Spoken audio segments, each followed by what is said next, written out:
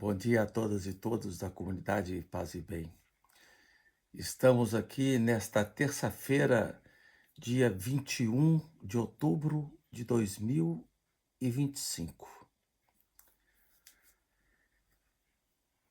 Vamos dar continuidade ao nosso programa Paisagens, agora de número 117.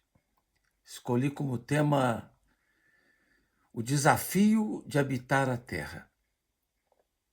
Começo com uma breve citação de um poema de uma autora portuguesa que eu gosto muito, chamada Adília Lopes. Ela diz: resta-nos ir chuleando os trapinhos para que o mundo não se desfie de vez. Gente, vivemos tempos difíceis nesse início do século XXI. Reflexões diversificadas nos têm apontado o grande risco que acompanha esse tempo do antropoceno. Um tempo marcado pela violenta pegada do ser humano sobre a Terra. Trata-se do tempo da perturbação humana e que provoca uma profunda crise de habitabilidade. Estamos diante de um caminho quase irreversível, onde as paisagens globais estão repletas de ruínas decorrentes da ação predatória do ser humano sobre seu solo vital. Estamos nas vésperas da COP30 em Belém do Pará, e os cientistas nos advertem que o planeta Terra atravessa um ponto crítico climático, considerado catastrófico e irreversível. Se não ocorrerem providências urgentes, estaremos em breve vivendo um colapso climático.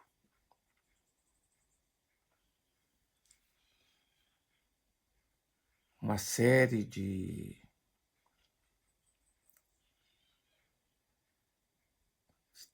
dados, de traços, nos mostram esse colapso, sobretudo o aumento climático, que já chega perto do aumento de 2 graus. A acidificação dos oceanos,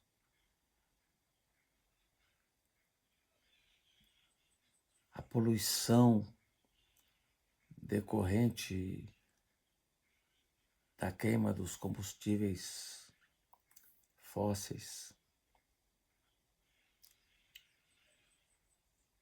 a diminuição a cada dia de novas espécies que não sobrevivem à mudança climática. Fora as violentas ações humanas, provocando migrações,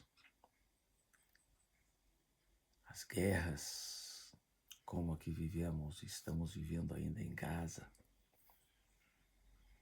os grandes deslocamentos de pessoas fugindo dos conflitos. Muitos pensadores nos indicam, como, por exemplo, Bruno Latour, Donna Haraway, que não há muito o que fazer, senão aprender a viver com as consequências daquilo que nós mesmos desencadeamos. Temos pela frente que viver com o problema, buscando formas de alinhamentos na barriga do monstro.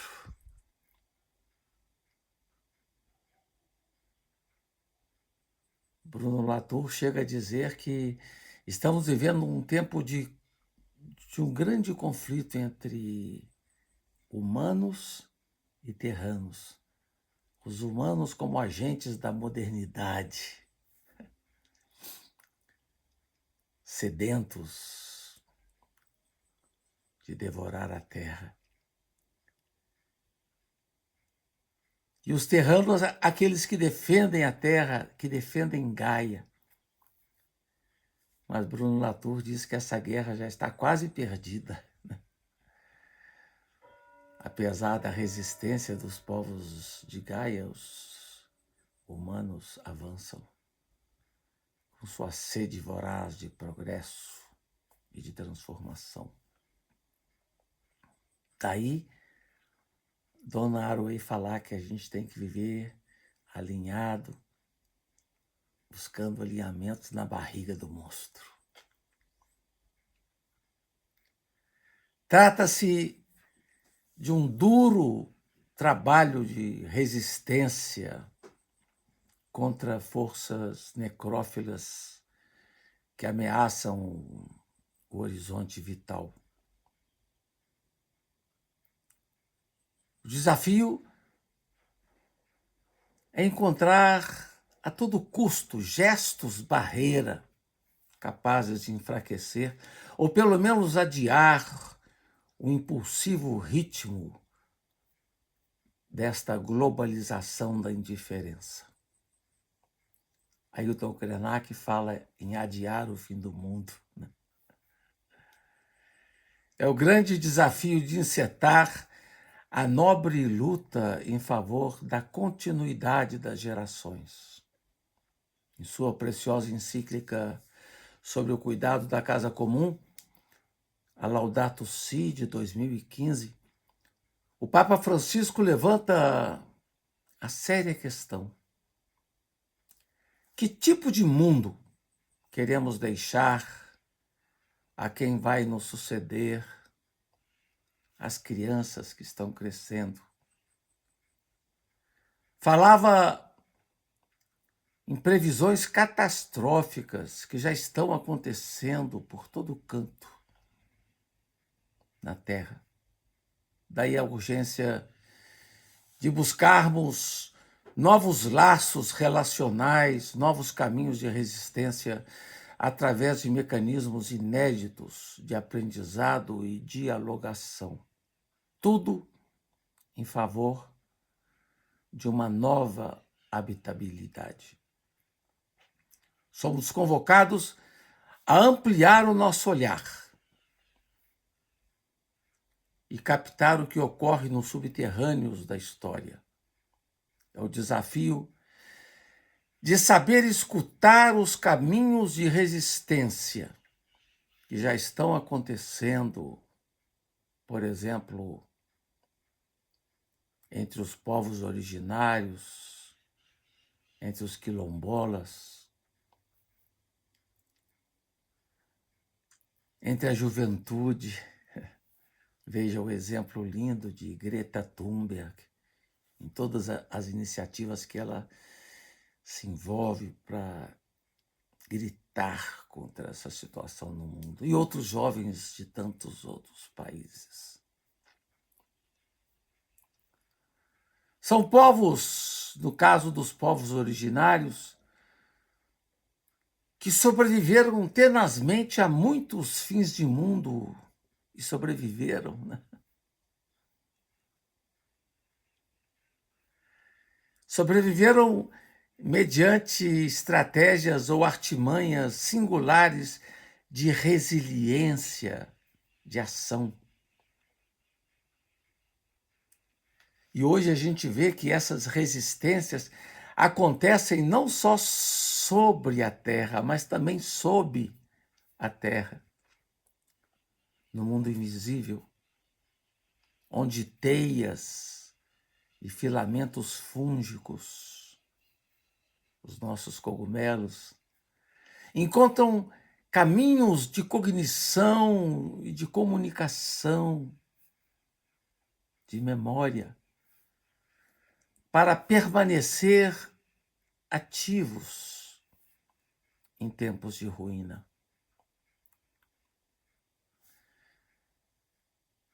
E é curioso observar que nas situações mais difíceis da Terra, mais problemáticas, os cogumelos são aqueles que sobrevivem. Então nós temos que não só aprender com os povos originários, com suas artimanhas, estratégias, mas também com essa capacidade desses pequenos seres invisíveis têm de lidar com as dificuldades do antropoceno. Então há que aprender com esses pequeninos seres, né? Esses pequeninos seres que estão dentro de nós. Hoje nós temos consciência de que somos habitados por seres não humanos e que eles dialogam dentro de nós com as nossas células humanas para dar continuidade à vida. Eles são mais que a metade do que existe dentro de nós.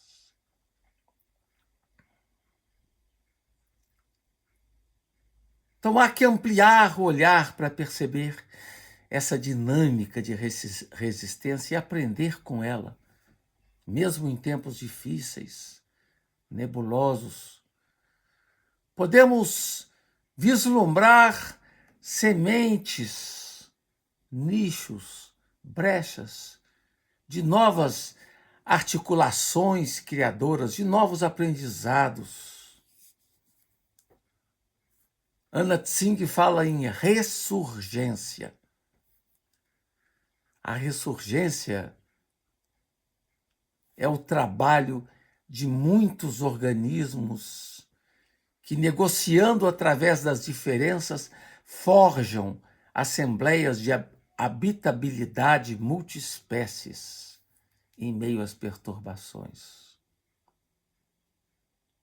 Temos que captar essas ressurgências e aprender com elas. Os novos caminhos de atenção e de escuta envolvem um profundo questionamento do excepcionalismo humano, rompendo os nossos esquemas teleológicos tradicionais e situando o ser humano não como alguém excepcional, mas como parte do vivente. Nós somos parte do vivente e somos compostos por terra. Somos terra, diz o Papa Francisco na encíclica Laudato Si, no número 2. Como mostrou com pertinência Ailton Krenak, uma das nossas grandes lideranças indígenas no Brasil, os humanos não são os únicos seres interessantes que existem, ou seres que têm uma perspectiva sobre a existência. Muitos outros seres também têm. Hoje nós somos convocados a abrir os olhos e perceber a vida animal ao nosso lado, a vida vegetal, a vida mineral. Onde há movimento, há vida. O nosso nós humano não é assim tão excepcional, mas encontra-se enredado em outras tessituras de vida igualmente singulares que nos rodeiam e que nos provocam. O nosso ambiente, em verdade, é marcado pelo domínio do emaranhamento. E é dentro desse emaranhado de trilhas entrelaçadas, continuamente se emaranhando aqui e se desemaranhando ali, que os seres crescem ao longo das linhas da sua relação, das suas relações. E é esse entrelaçamento a textura do mundo. É o que disse de forma tão bonita o antropólogo Tim Ingold. Em todo esse emaranhado, esse movimento contínuo pulsa a vida. O caminho vem sempre tecido numa superfície que não é inanimada, mas num mundo que vem sendo sempre redescoberto. Há, portanto, que saber encetar um novo caminho dialogal que está para além dos diálogos tradicionais, como o diálogo interreligioso, o diálogo das espiritualidades, diálogo das interconvicções. Há também um diálogo interespécies, como diz Anna Tsing. Estamos diante de um caminho provocador, pontuado por uma nova consciência das interligações. Ainda Francisco, na Laudato Si, assinalou isso diversas vezes, sobre esse traço essencial da interligação entre todas as coisas e seres.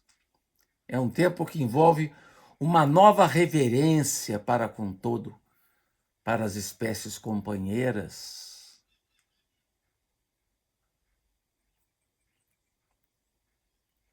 Somos convocados a perceber que existem outros direitos além dos direitos humanos, né? São os chamados direitos característicos. Temos que captar e respeitar a realidade desses direitos que marcam a vida dos outros seres que não os humanos. Estamos juntos a caminho para um horizonte diferenciado e plural em ritmo de colaboração e não de concorrência. E o bonito nisso tudo é que vamos sendo contaminados por nossos encontros, descobrindo facetas que antes estavam escondidas sob a capa da incompreensão. O passo decisivo e inaugurador é ser capaz de aprender a florescer na complexidade, regenerando sempre um caminho que é cooperativo e dialogal. Há que se deixar habitar por essa complexidade, e digo ainda mais, habitar espiritualmente a Terra, numa espiritualidade que envolve escuta, atenção, cuidado e cortesia. Tudo isso se processa nos mais simples gestos do cotidiano, na concretude da nossa vida real. Essa é a mensagem que eu queria deixar hoje aqui para vocês, com muito carinho, para que a gente possa pensar nisso com cuidado, com atenção. Desejo a todas e todos um lindo início de semana, que possa ser um tempo de resistência e de esperança. Agradeço aqui a colaboração do Felipe Albani, que está sempre presente nessas semanas. E nos vemos no próximo encontro Paisagens, semana que vem, se Deus quiser.